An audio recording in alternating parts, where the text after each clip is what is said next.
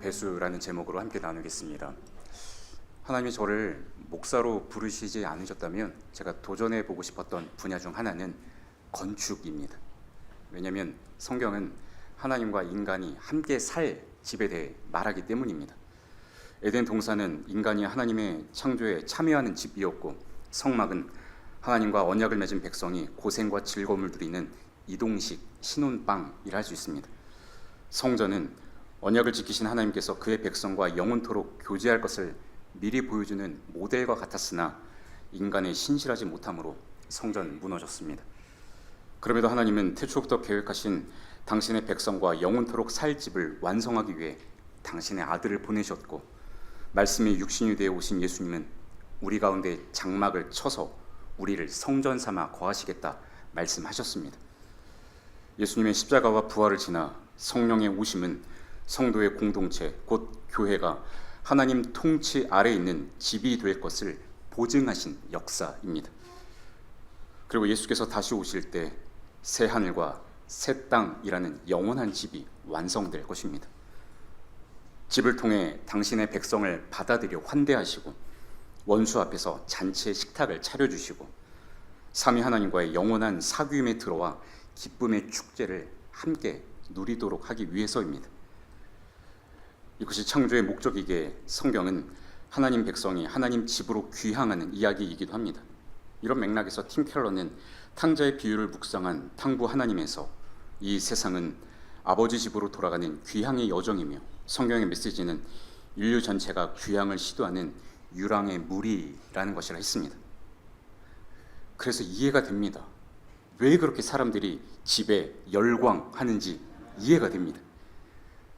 그토록 자기 집을 갖고자 애쓰고 사랑하는 어머니의 품에 안기고 싶은 것처럼 포근하고 안전한 집을 짓고 싶어하는 것은 집 짓기에 진심이고 열심이신 하나님을 닮은 하나님 형상이기에, 동시에 집을 떠나 유리 방황하며 집을 향한 향수에 젖어 귀향을 갈망하는 존재 때문 아닐까요? 건축가 승효상은 흥미로운 제안을 합니다. 예수의 아버지인 요셉의 직업을 목수라 하는데, 이스라엘은 전통적으로 나무를 다루는 목수라는 직업이 필요할 만큼 나무가 많은 지역이 아님에 주목했습니다. 다윗의 궁전과 솔로몬 시대의 성전은 레바논에서 가져온 백향목으로 지었죠. 고대 이스라엘의 평범한 집은 지천에 널려있는 석재로 짓는 게 상식입니다. 실례로 예수님의 공생애를 다룬 영화를 보면 배경이 되는 집들이 다 돌로 만들어졌음을 볼 수 있죠. 승유상 선생은 헬라어로 된 성경을 수소문했고, 요셉의 직업이 텍톤이라고 나와 있음을 봅니다. 건축을 뜻하는 아키텍처의 텍트와 같은 어원입니다. 텍톤이 영어를 지나 우리말로 번역되면서 목수를 뜻하게 되었습니다. 이에 그는 예수님은 집을 만드는 일에 관여하는 건축가였다고 제안합니다. 저도 이 견해에 동의합니다. 예수께서 하나님 나라를 가르치시며 집을 비유로 들어 말씀하신 내용이 많기 때문입니다. 예수님은 집을 떠난 둘째 아들, 집에 있는 첫째 아들을 통해 사랑을 쏟아붓는 탕부 하나님의 이야기를 들려주셨습니다. 그리고 우리 주님은 내 아버지 집에 거할 곳이 많도다 하셨습니다. 그렇다면 집을 짓는 데 있어 무엇이 중요할까요? 건축가 유현진 교수는 동해안 건축 양식에서 경사가 큰 지붕을 올리게 된 이유를 빗물에서 찾습니다. 서양과 달리 많은 비가 내리는 장마철에 빗물을 배수하기 위함이라 설명합니다. 이처럼 물의 흐름 혹은 배수 시스템은 건축의 구조와 디자인, 기능에 있어 중요한 요소입니다. 근데 건축에서 빼놓을 수 없는 사람이 가우디죠. 그가 설계한 구엘공원 옥상에 있는 벤치인데, 여기엔 특별한 배수 시스템이 있습니다. 벤치에 움푹 파인 배수구가 있고 전반적으로 완만한 경사를 이루고 있어 비가 오면 이 라인을 통해 아래로 물이 흘러 배수되도록 설계했다 합니다. 벤치라는 기능과 물의 흐름이라는 구조적 특성을 디자인적으로 결합한 빼어난 걸작입니다.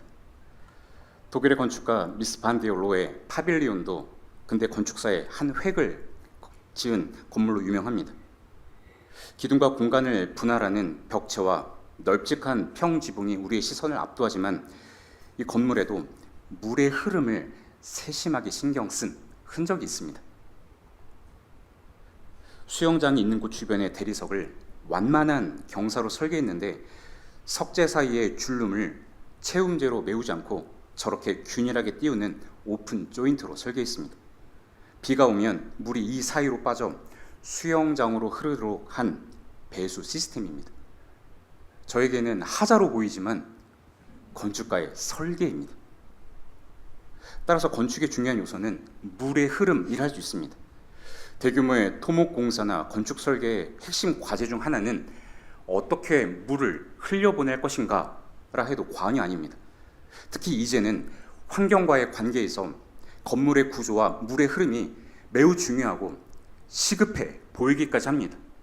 왜 그렇습니까? 기후 위기가 빚어낸 극한 호우의 시대가 되었기 때문입니다. 많은 양의 물이 짧은 시간에 쏟아지는 이 상황은 그 물을 빨리 배수시켜야 할 시스템을 요구합니다. 배수되지 않은 물은 몇 배로 늘어나는 물이 되어 홍수나 침수를 야기하고 사람의 생명과 재산을 잠기게 하는 혼돈의 세력이 되기 때문입니다. 이 지점에서 배수라는 같은 발음이지만 전혀 다른 종류의 배수가 있음을 포착할 수 있습니다.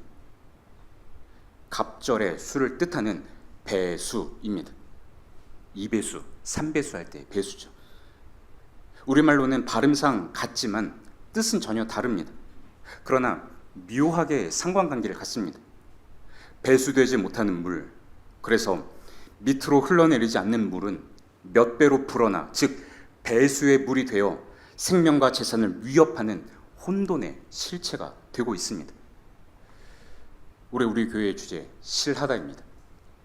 물이 빠지는 배수와 갑절의 배수 중에 실한 열매를 위해 무엇이 더 현실감 있게 다가오십니까? 오늘 분위기상 어떤 배수를 말하려고 하는 것일까요? 열매의 기준에선 당연히 갑절의 수가 중요합니다. 주님은 하나님 나라 복음이 좋은 땅에 떨어져 100배, 60배, 30배 결실을 했다고 말씀하시기 때문입니다. 투자자들에게 복음입니다. 원금의 30배만 돼도 감사한데 100배의 결실까지를 말씀하시니 투자 복음의 진수입니다. 적은 투입으로 몇 곱절의 수확을 거두는 것이 능력이고 미덕이고 선으로 추앙받는 이 시대에 우리는 열매를 생각할 때 늘 몇 배의 열매라고 확장해 생각하는데 너무나 익숙합니다. 갑절의 열매를 지향하는 이 배수에 초점을 두고 행하고 평가하는 것이 온당할까요? 외적으로 드러난 수와 재정의 규모가 배가 한다면 그것을 두고 하나님이 이루시는 열매라고 확신할 수 있을까요? 보네폰 목사님의 일대기를 다룬 영화가 지난 봄에 나왔습니다. 당시 독일 교회는 나치즘에 충성하는 제국교회가 되었고 이에 저항하는 고백교회에 속한 보네폰은 자신의 스승을 찾아 교회의 행태를 탄식합니다. 그런데 이런 말을 듣습니다. 그는 국민의 상상력을 사로잡았다네. 디트리히. 여기서 그는 누구입니까? 히틀러입니다. 우리 교회는 몇 년 만에 가장 가득 찼어. 이에 보네폰은 침묵을 강요당합니다. 배로 늘어난 사람들로 가득 차 만족스러워하고 이 결과를 하나님이 승인하셨다는 뉘앙스의 발언은 요즘에도 여전히 많은 교회의 상상력을 자극하고 사로잡고 호소력 있는 음성처럼 들리는 것 같습니다. 오늘 본문은 물이라는 소재를 가지고 물 빠짐의 배수 그리고 갑절의 배수를 대조합니다. 그 가운데 어떤 배수의 삶의 방식을 선택하고 결단하는 것이 우리가 추구하는 그리스도의 의의 열매, 실한 열매를 맺기 위한 길인지 말씀합니다. 신명기 11장은 이스라엘이 장차 약속의 땅에서 살아갈 것을 말합니다. 8절에 보면 너희에게 명하는 모든 명령을 지키면 그 땅을 차지할 것이라 말씀하십니다. 그곳은 하나님께서 이스라엘의 조상들에게 주신 약속의 성취로서의 땅, 곧 선물의 땅입니다. 따라서 가나안에 들어가기 위한 순종, 그리고 그 땅을 누리게 하는 순종을 요구하십니다. 젖과 꿀이 흐르는 땅이라 하죠. 아무것도 하지 않아도 풍요롭고 기름지게 먹을 수 있다는 뜻이 아니라 가축이 먹을 풀이 자라나고 꿀벌의 일터인 꽃이 피어나는 땅이란 뜻입니다. 오늘 본문은 그 땅의 속성을 구체적으로 묘사합니다. 10절에서는 이스라엘이 차지할 땅은 무엇과 다른지를 먼저 말씀합니다. 그 땅은 너희가 나온 애굽 땅과 같지 않다 하시죠. 애굽과는 전혀 다른 방식으로 살아야 함을 뜻합니다. 애굽의 방식은 파종한 후에 사람의 발로 물을 대야 했습니다. 전통적으로 애굽은 강수량이 적은 땅입니다. 그래서 나일강이 범람하면 그 물을 끌어오기 위해 관계시설을 개발하고 방아를 돌려 물을 댑니다. 애굽은 사람의 힘으로 자원을 끌어와서 공급하고 사람의 힘을 동원해서 수확물을 만들어내야 하는 땅입니다. 그래서 애굽의 농법은 인간이 고안하고 작동하여 나일 강물을 끌어오는 관계시설에 의존했습니다. 이러한 애굽의 관계 프로젝트는 고대부터 현대까지 인간의 문명과 성취를 말하는 증언과도 같습니다. 인간의 목적은 인간됨을 누리는 것이 아니라 제약이 많은 땅에서 한정된 자원으로 먹고 살아야 하는 생존의 1차적 목적이기에 오로지 가시적인 성취와 성과에만 몰두하는 땅입니다. 이런 곳에서 힘이 없고 가진 것이 없는 사람은 어떤 대접을 받습니까? 억압과 착취의 대상입니다. 그래서 출애굽기 보면 히브리 민족은 애굽의 바로를 위해 흙벽들을 만드는 중노동을 했습니다. 그렇게 해서라도 잉여인간 되지 말고 쓸모 있음을 입증하라는 강요입니다. 애굽은 오고 오는 모든 시대의 제국주의를 집약적으로 보여주는 세계관이라 할 수 있습니다. 첫 사람 아담이 모든 인간을 대표하듯 거대한 강대국 애굽은 제국주의를 대표합니다. 제국은 힘 있는 자의 삶의 질이 갑절의 수가 되는 배수를 위해 누군가를 착취의 대상으로 설정하고 발로 물레방아를 쉼 없이 돌려서라도 유의미한 일을 하라는 강요된 폭력으로 작동하는 세계입니다. 나의 갑절을 위해 갑질을 일삼는 이곳엔 샬롬과 안식이 없고 긴장과 갈등만이 증폭될 뿐입니다. 그러나 하나님께서 은혜로 누리게 하시는 약속의 땅은 애국과는 다릅니다. 너희가 건너가서 차지할 땅이라 하시죠. 지리적으로 요단강을 건넌다는 말이지만 제게는 하나의 은유로 들립니다.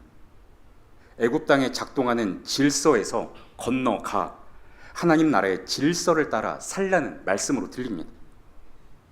신앙은 내 힘으로 많은 것을 이루어 움켜쥐려는 제국주의를 건너가서 우리를 붙들어 약속을 이루시는 하나님만이 우리의 힘이 되신다는 사실로 넘어오는 여정입니다. 그 땅은 산과 골짜기가 있다 합니다. 비가 내리면 산에서 골짜기로 물이 흐르고 건기 때 바짝 말랐던 골짜기는 땅을 적셔가며 양분을 공급하기에 살아있는 신에 살리는 샘물이 됩니다. 이 땅에서의 수확은 힘이 아니라 하나님이 주시는 비에 의존합니다. 비를 흡수하는 땅이라 하죠. 원문을 직역하면 비를 마시는 땅입니다. 기다렸다는 듯 물을 벌컥벌컥 드링킹하는 물 빠짐이 좋은 땅, 곧 배수가 잘 되는 땅입니다. 빗물이 들에 스며들어 풀이 자라고 꽃이 핍니다. 배수성이 좋으니 풀이 침수되어 썩지 않습니다.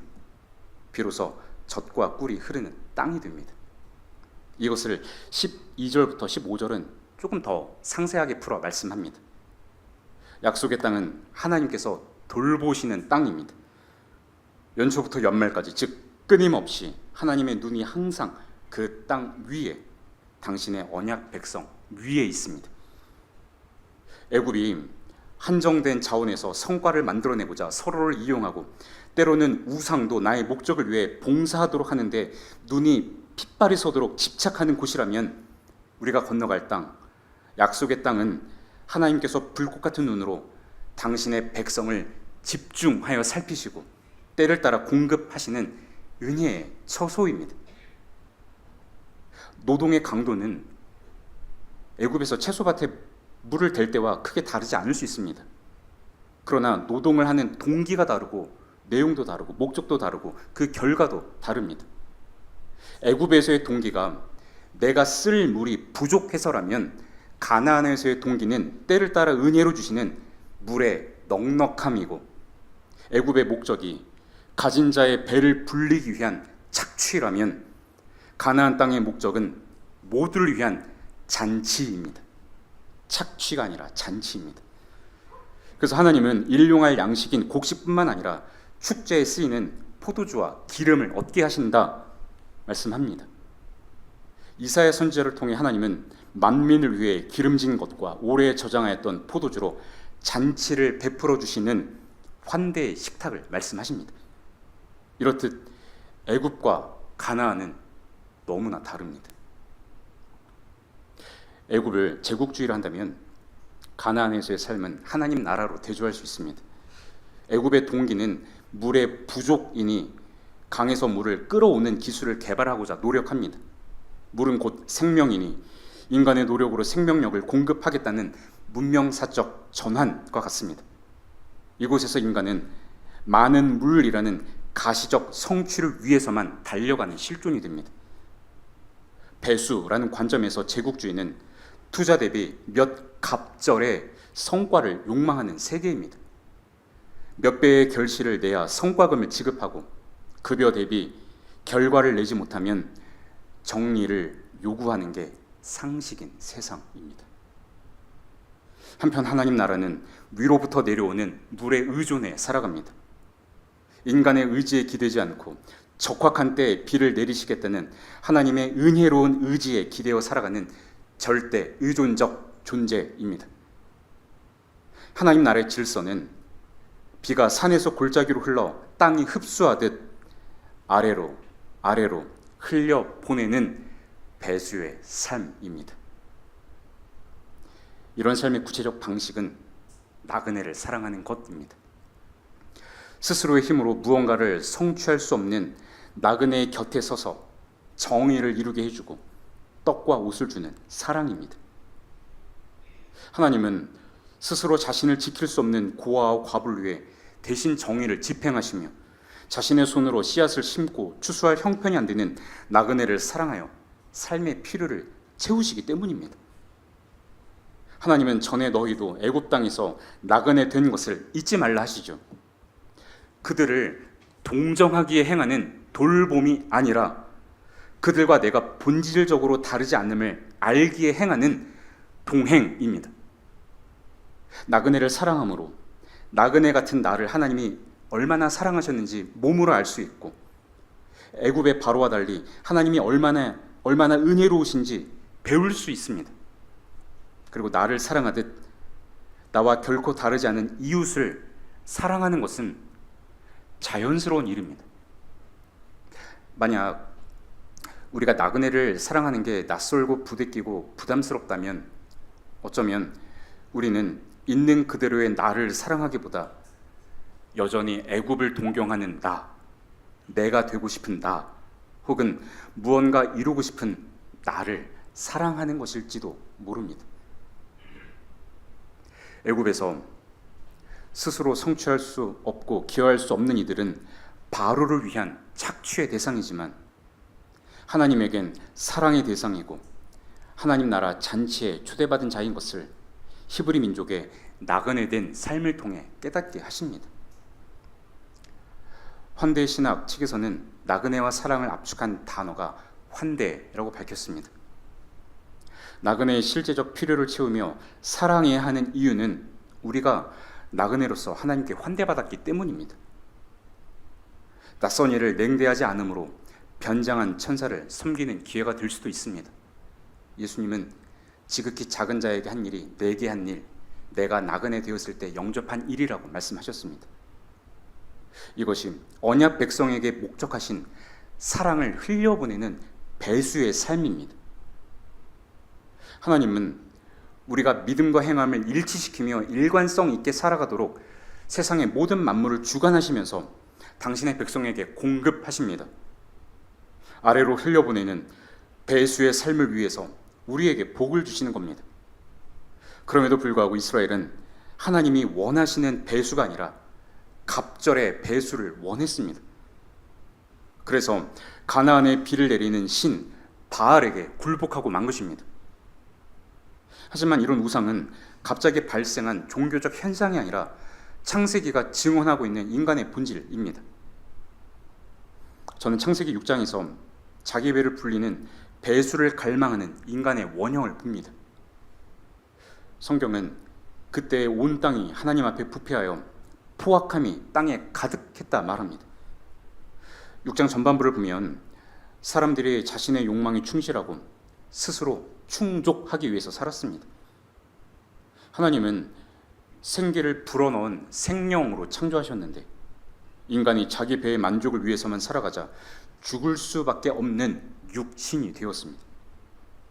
사람이 생기를 잃어버리니 온 땅이 부패하기 시작했고 포악함이 땅에 가득합니다. 여기서 가득했다의 원뜻은 채우다입니다.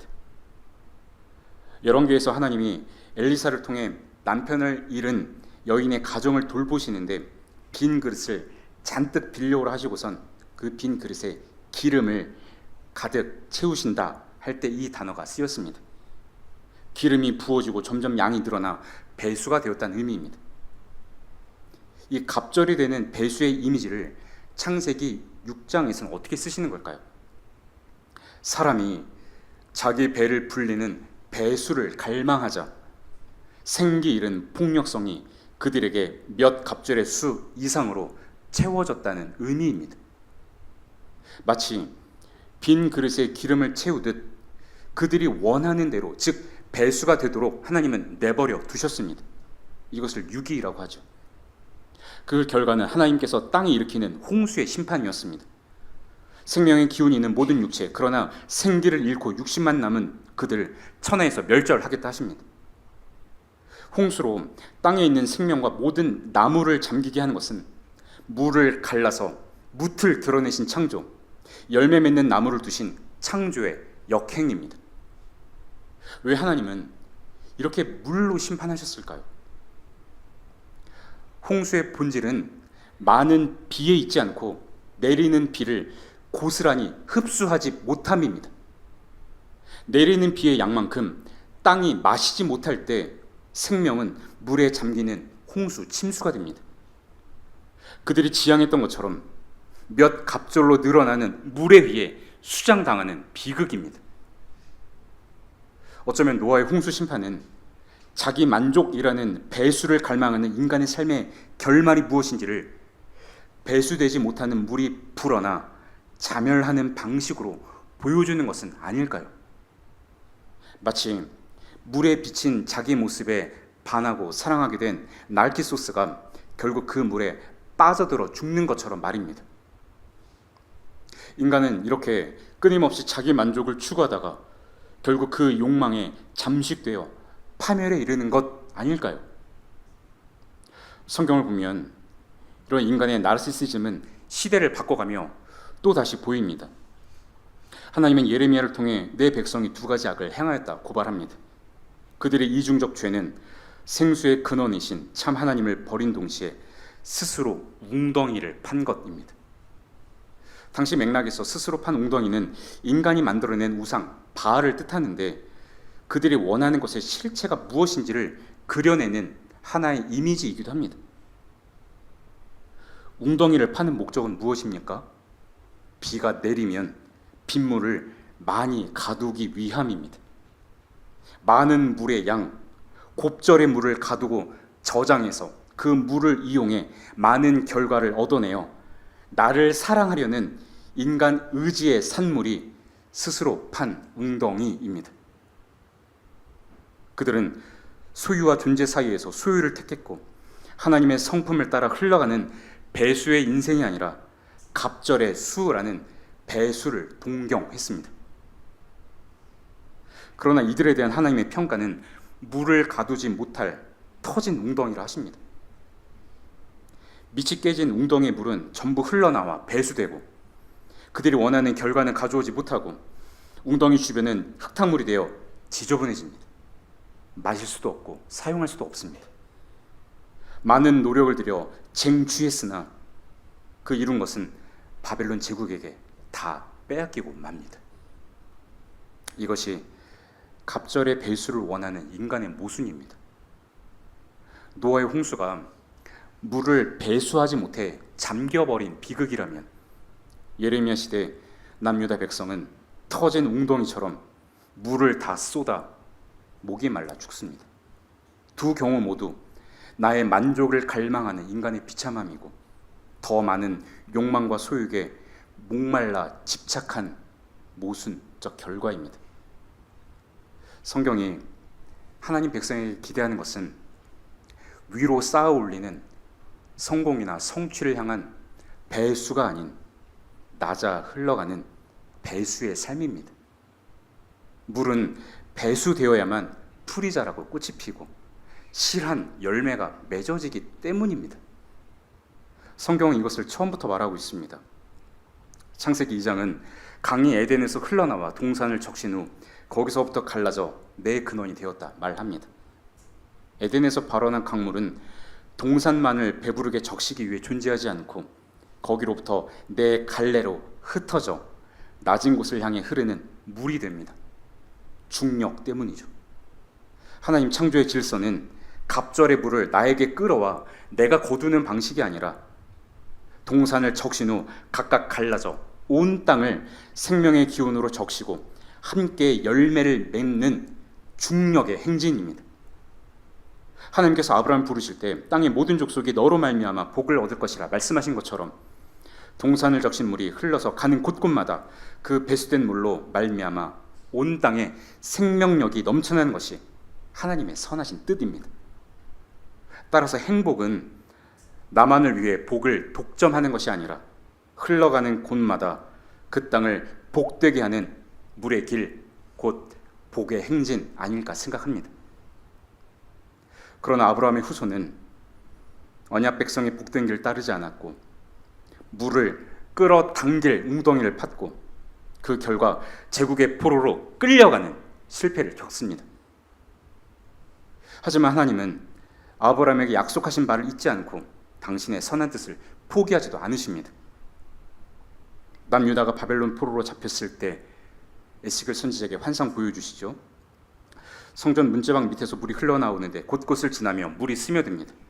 물이 발목과 허리에 차오르고 헤엄칠 만한 물이 되고 사람이 능히 건너지 못할 강이 됩니다. 모두 물이 막힘없이 흐른다는 묘사입니다. 그리고 8절에서 하나님 이렇게 말씀하십니다. 이 물이 동쪽으로 향하여 흘러 아라바로 내려가서 바다에 이르리니 이 흘러내리는 물로 그 바다의 물이 되살아나리라. 아멘. 흘러내리는 물은 생명을 살리는 생수이고 이는 하나님의 임재를 뜻합니다. 하나님의 임재에서 흘러나오는 역사가 혼돈을 극복하고 메마른 황무지를 옥토로 바꾸고 온갖 과일나무가 다달이 새 열매 맺도록 하는 생수가 된다 말씀하십니다. 창세기 6장에서 땅의 모든 것을 멸절하는 죽음의 물이 뒤집혀지는 새로운 창조를 할 수 있습니다.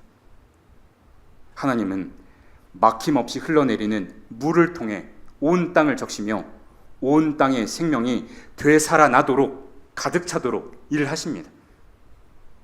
길을 내며 흐르고 스며드는 물의 배수를 통해 생명이 몇 갑절로 소생하는 배수가 되도록 창조하십니다. 이것을 역사 속에서 어떻게 입증하셨습니까? 요한복음 12장 24절 말씀 함께 읽겠습니다. 시작. 내가 진실로 진실로 늘 그대를 믿고 죽으면 많은 열매를 맺는. 아멘. 한 알의 밀이 땅에 떨어져 죽으면 많은 열매 맺는다 하십니다. 마치 비가 땅에 떨어지듯 한 알의 밀이 땅에 떨어지는 씨앗이 되어 땅에 흐르면 많은 열매를 맺습니다. 주님은 이 말씀을 따라 십자가에서 물과 피를 흘리고 쏟아내 죽으심으로 우리의 죄를 담당하셨고 우리를 하나님 앞에서 살아나는 생명이 되도록 길을 열어놓으셨습니다. 흘러내리는 배수의 삶으로 몇 배수의 열매를 이루신 질서입니다. 100배, 60배, 30배의 결실은 나를 죽이는 십자가의 방식, 나를 흘려보내는 배수의 방식으로 이루어지는 하나님 결실입니다. 그렇다면 우리의 관심은 어디에 있어야 합니까? 몇 배의 열매가 아니라 우리가 하나님의 성품을 따라 아래로 흘러드는 사랑의 중력에 응답하는 낮아짐의 배수에 있어야 합니다. 그럼 어떻게 하는 것이 구체적으로 배수되는 삶을 실현하는 길일까요? 성경은 말합니다. 연초부터 연말까지 내 하나님 여호와의 눈이 항상 그 위에 있느니라. 이것은 우리와 항상 함께 하시는 임마누엘의 하나님을 의식하라는 말씀이기도 합니다. 이스라엘은 눈에 보이는 물 자체에 집착했습니다. 물에만 정신을 쏟으니 가나안에 있던 비의 신 바알이 눈에 들어온 것입니다. 그러나 성경은 비를 주시는, 즉 물을 내리게 하시는 하나님께 집중할 것을 초대하십니다. 결국은 우리의 시작부터 마침까지 돌보시는 하나님의 눈이 우리를 살게 하는 소망이기 때문입니다.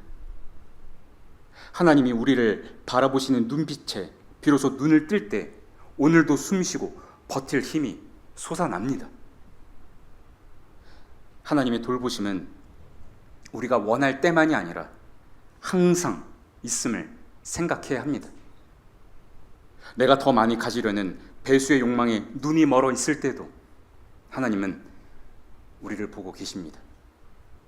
주식창을 뚫어져라 보고 있을 때에도, 집값에 따라 내 마음이 산처럼 웅장해졌다가 골짜기로 곤두박질쳐도, 분명 오늘 설교가 짧을 거라 하셨는데 대체 언제 끝날는지 종 잡을 수 없어 답답할 때에도 항상 하나님은 우리의 마음을 살피십니다.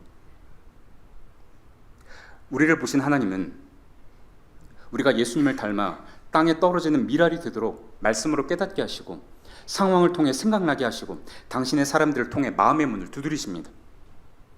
하나님의 시선이 하늘에서 땅을 향하듯 하나님을 의식하는 삶이 우리를 나그네 된 자에게로 향하게 합니다. 하나님의 성품을 곱씹는 사람이 하나님이 하신 것처럼 생각하고, 하나님이 지금 하시는 것처럼 실행하고, 앞으로 하나님이 하실 것처럼 준비하는 사람 됩니다. 그래서 우리에게 필요한 것은 우리와 항상 함께 하시는 성령을 구하는 삶입니다. 주님은 나를 믿는 자는 성경 이름과 같이 그 배에서 생수의 강이 흘러나오리라 하셨습니다. 이것은 예수님 가져오신 하나님 나라를 순종하는 자들이 받을 성령을 가리켜 말씀하신 것이고, 에스겔 47장에서 종말에 지어질 예루살렘 성전의 예언이 성령의 오심으로 성취된다는 말씀입니다.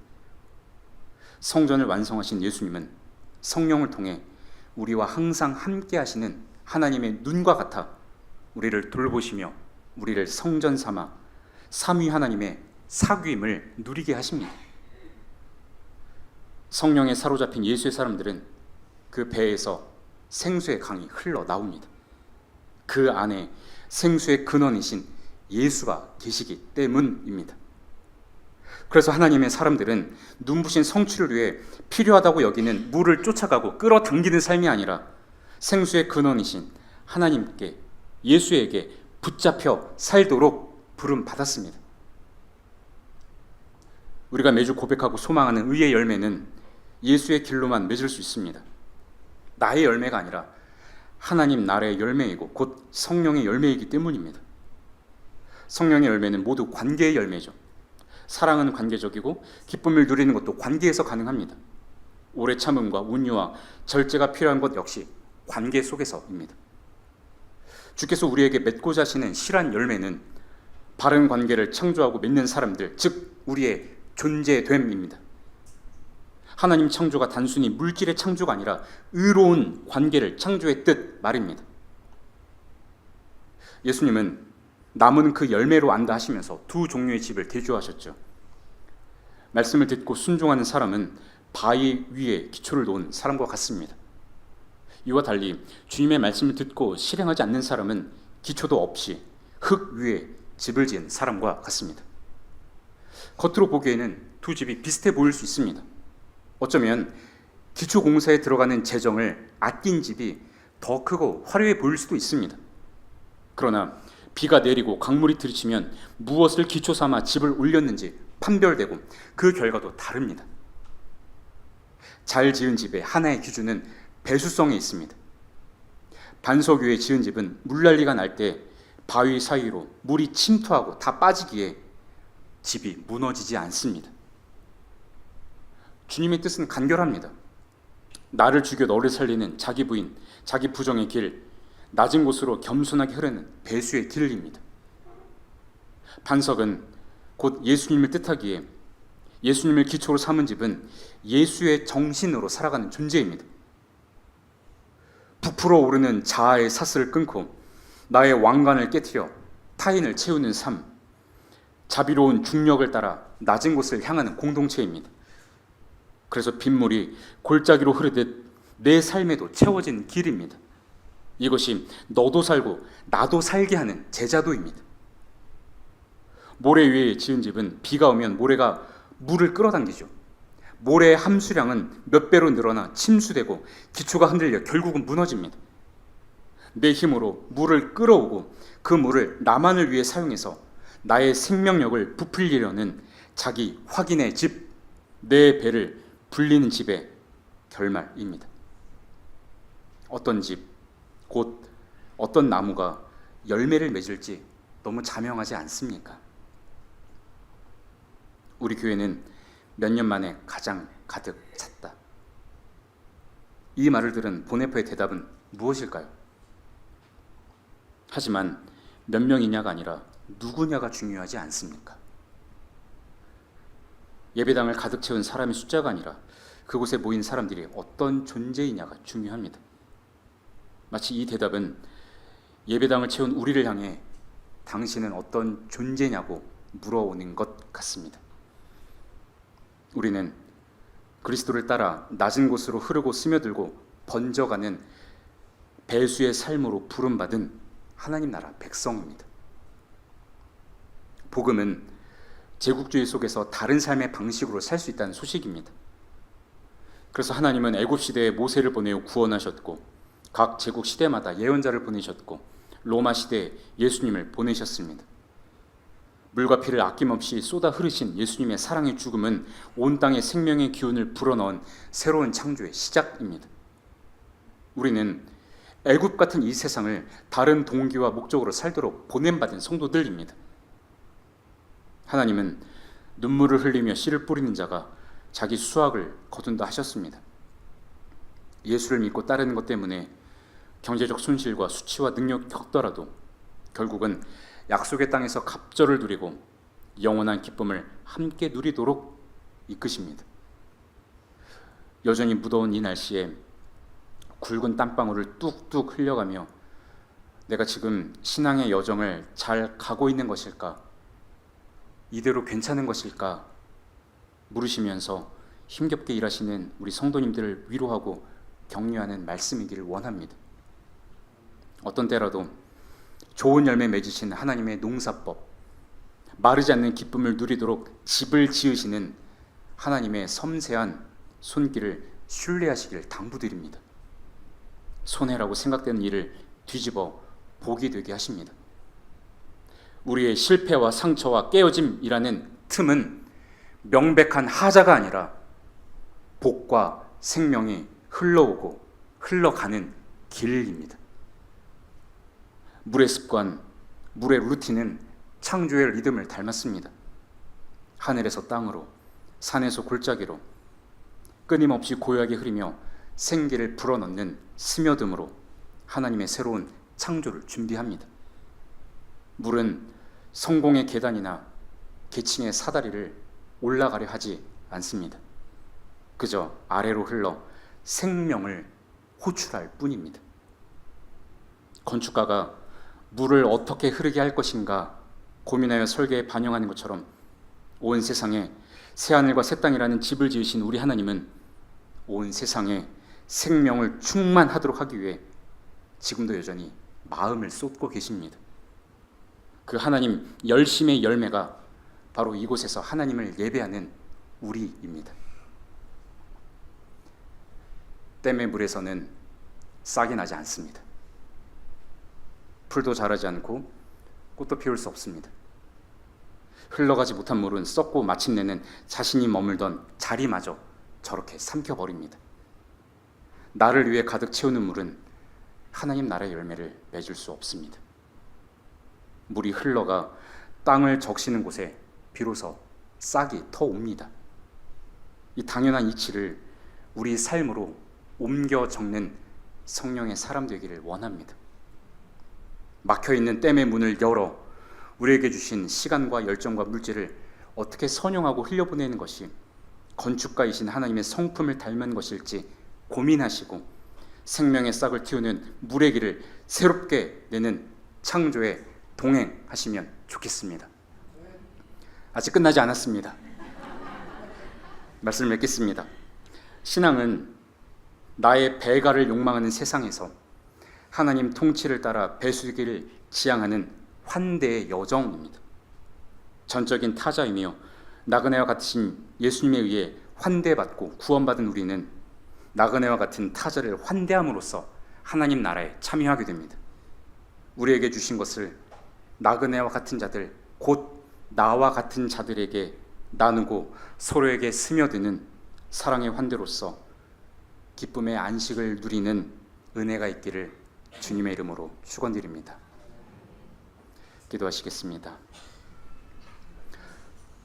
여호도 굴이 있고 공중에 새도 보금자리가 있으나 인자는 머리 둘 곳 없다 하신 주님, 온 세상이 하나님의 집인데도 정작 주님은 몸 하나 쉴 곳 없다 하셨고 당신의 사랑을 내어주심으로 우리를 영원한 집에 살게 하셨습니다. 나그네로서 주님의 환대를 받았으니 우리에게 주신 생명 아낌없이 흘려보내는 제자의 삶 살아가도록 성령께서 강권하시고 도와주소서. 하늘의 호흡을 품고 땅을 적시는 물처럼 부드럽고 겸손하고 고요한 사람 되게 하시고 우리의 삶이 생명을 깨우고 빚으시는 하나님 은총의 속삭임이 되게 하소서. 서로에게 스며들고 섬김으로 서로가 서로에게 작은 예수 같은 존재가 되고 우리의 존재가 주님께서 안식하며 거하시는 하나님의 집이 되게 하소서. 아래로 흐르는 내리사랑의 삶으로 하나님의 거룩하심과 영광을 찬미하는 공동체 되게 하소서. 예수님의 이름으로 기도하옵나이다. 아멘.